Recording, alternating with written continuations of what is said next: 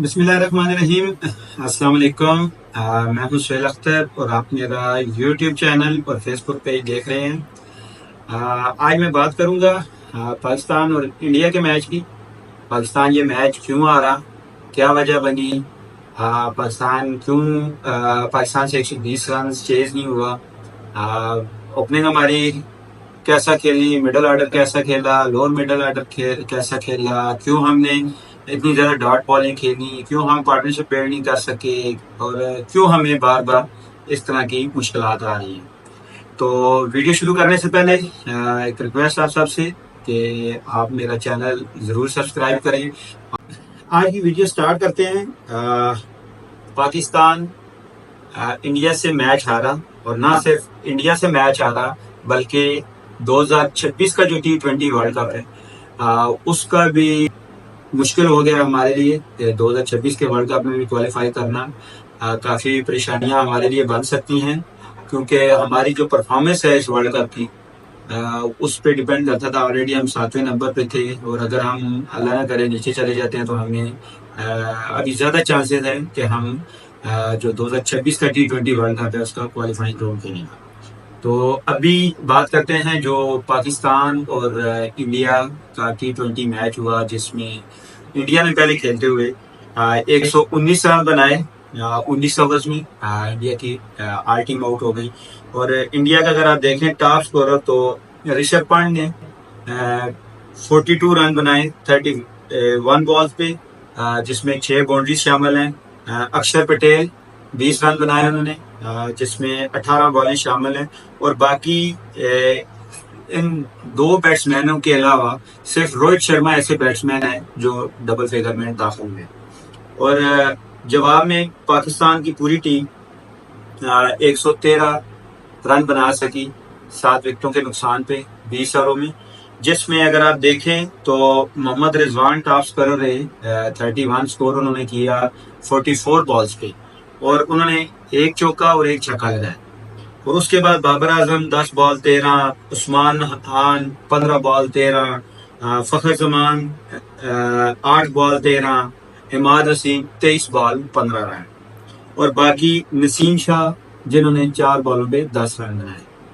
और अभी क्या वजह बनी कि हम 120 रन का टारगेट चेज नहीं कर सके। देखिए, बातें तो काफ़ी सारी हैं, वीक पॉइंट भी काफ़ी सारे थे। ज़ाहिर है हम बहुत बुरा खेले जिस वजह से हम 120 रन हमसे चेज नहीं हुआ। और एक और चीज़ आप इस मैच में देखें कि जब इंडिया के 95 पे 7 आउट थे तो उस वक्त रोहित शर्मा और विराट कोहली डग आउट में बैठे हुए थे, और वो हंस खेल रहे थे, चिल कर रहे थे, जिससे मैं समझता हूँ कि हमारे लिए ये बहुत बेइज्जती की बात है, शर्म की बात है कि एक टीम 100 पे ऑलमोस्ट आउट हो रही है, 100, 110, 120 पे आउट हो रही है, और उनका जो कैप्टन है या उनका एक्स कैप्टन है, जो उनके मोस्ट सीनियर प्लेयर है, वो डग आउट में बैठे चिल कर रहे हैं, हंस रहे हैं। तो इससे ये साबित होता है कि उनको पता है कि 100, 125, 120 रन भी पाकिस्तान के लिए इनफ है। उनको अपनी क्वालिटी पे, उनको अपने बॉलिंग अटैक पे, उनको अपने प्लान्स पे, उनको अपनी क्रिकेट पे इतना एतमाद है। और जहां तक हम हैं, पिछले 3-4 सालों से एक बंदे को हमने क्रिटिसाइज भी उसको करते हैं, उसकी कप्तानी भी इसमें बहुत सारे फॉल्ट है, उसको डिसीजन पावर नहीं है, काफी ज्यादा ब्लंडर हो रहे हैं। लेकिन वो जो बैट्समैन है वो वर्ल्ड क्लास है, उसकी बैटिंग में कोई शक नहीं। विलाल में भी बात की थी कि शादाब खान को हम एज अ बॉलर खिला रहे हैं या एज अ बैट्समैन खिला रहे हैं, इस चीज की हमें समझ नहीं आ रही। अगर तो हम एज अ बैट्समैन खिला रहे हैं तो भाईजान सॉरी टू से शादाब खान जो है वो बॉलिंग ऑलराउंडर है, वो बैटिंग ऑलराउंडर नहीं है। तो अब लास्ट मैच जो इंडिया से हुआ हम बुरी तरह हारे, तो उसमें शादाब खान ने एक ओवर भी नहीं किया। तो इससे साबित होता है कि वो उसकी बॉलिंग उस मयार की नहीं है कि उसको हम बॉलिंग करवाएं। तो भाईजान वो बॉलिंग ऑलराउंडर है, वो बैटिंग ऑलराउंडर नहीं। तो उससे आप बेहतर था कि आप एक प्रॉपर बैट्समैन खिला लेते। तो जो आपको कम से कम आपके टॉप ऑर्डर पे इतना तो होता कि पीछे हमारे पास बैटिंग है। जो बॉलिंग ऑलराउंडर होते हैं वो चल गया तो चल गया, ना चला तो उस पर आप गिला नहीं कर सकते। तो वही बात आ गई اور اس کے بعد عماد وسیم ہیں، ان پہ بھی آپ گلہ نہیں کر سکتے کہ وہ بالنگ آل راؤنڈر ہیں، بالنگ انہوں نے بہت اچھی کی ہے۔ اب بات آ گئی ہماری بیٹنگ کی، تو بیٹنگ میں محمد رضوان بہت اچھا کھیل رہے تھے، لیکن جو انہوں نے شاٹ کھیلی ہے، ایک دفعہ اسی شاٹ میں ان کا کیچ ڈراپ ہوا، اور دوبارہ جس وقت انہوں نے وہ شاٹ کھیلی، اور کمنٹیٹرز بھی بار بار یہ بات کر رہے تھے کہ جی روہت شرما کو اپنے بیسٹ بالر سے بال کروانا چاہیے، اور آپ کو اتنی کرکٹ کھیل کے آپ کو یہ اویئرنیس ہونی چاہیے کہ یہ ان کا بیسٹ بالر ہے، اگر اس کا اوور ہم نکال دیتے ہیں 5 7 8 رنز پہ تو ان پہ اور پریشر آئے گا، اس کا ایک اوور بھی کم ہو جائے گا، اور ان پہ اور پریشر آئے گا، پیچھے ان کے پاس کوئی ایسا بالر نہیں ہے کہ جو 8 10 رن ڈیفینڈ کر سکے یا 15 رن ڈیفینڈ کر سکے۔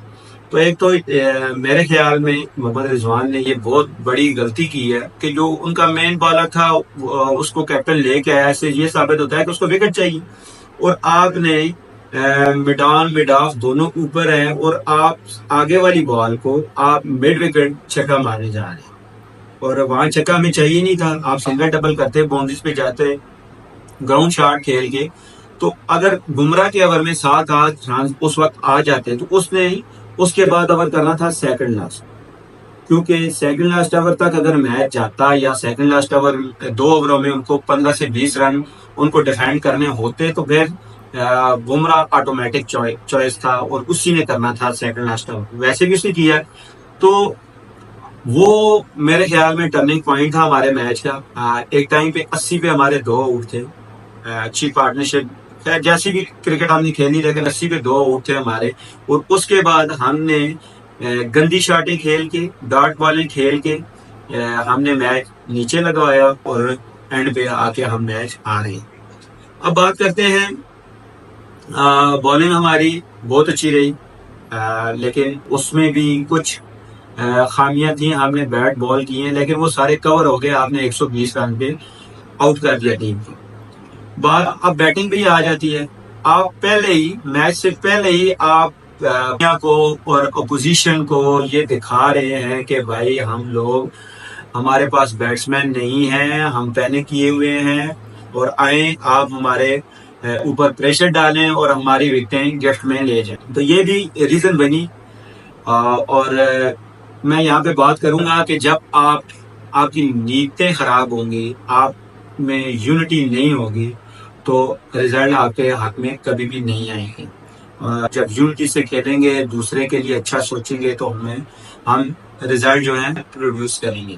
اور پھر بار بار وہی بات آ جاتی ہے کہ آپ صرف پی ایس ایل کی پرفارمنس پہ پلیئرز کو کھلائیں گے تو آپ کو رزلٹ ایسے ہی آنے ہیں، اور پورے پاکستان میں اتنی ڈومیسٹک کی ٹیمیں ہیں اور ہزاروں ڈومیسٹک کے پلیئرز ہیں، ان ہزاروں ڈومیسٹک کے پلیئرز میں آپ کے پاس 3 سے 4 اگر مڈل آرڈر کے سالڈ بیٹسمین نہیں ہیں جو اسپن کو کھیل سکیں، جو فاسٹ بالرز کو کھیل سکیں، جو سنگل ڈبلز کر سکیں، یا جو باؤنڈریز ہٹ کر سکیں، تو میرے خیال میں آپ کا ڈومیسٹک کرکٹ کا کوئی فائدہ نہیں ہے۔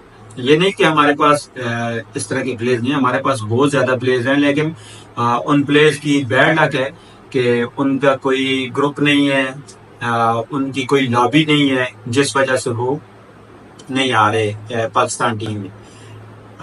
یہاں پہ اب صرف پاکستان جو کرکٹ ٹیم ہے اس کے لیے شرم کی بات نہیں ہے، ایز اے نیشن پورے پاکستان کے لیے شرم کی بات ہے کہ ہم یو ایس اے سے ہار رہے ہیں، اور ہم انڈیا سے 120 رن ہم سے چیز نہیں ہو رہا، اور پورے میچ میں کہیں بھی ایسا نہیں لگا کہ انڈین ٹیم نے پینک کیا ہوا ہے، کیونکہ وہ ہوم ورک کر گئے ہیں، ان کو اپنی ایبلٹی پہ پورا ٹرسٹ تھا، اور ان کو یقین تھا کہ ہم 120 رن ڈیفینڈ کر لیں گے، اور انہوں نے وہ کر کے دکھایا۔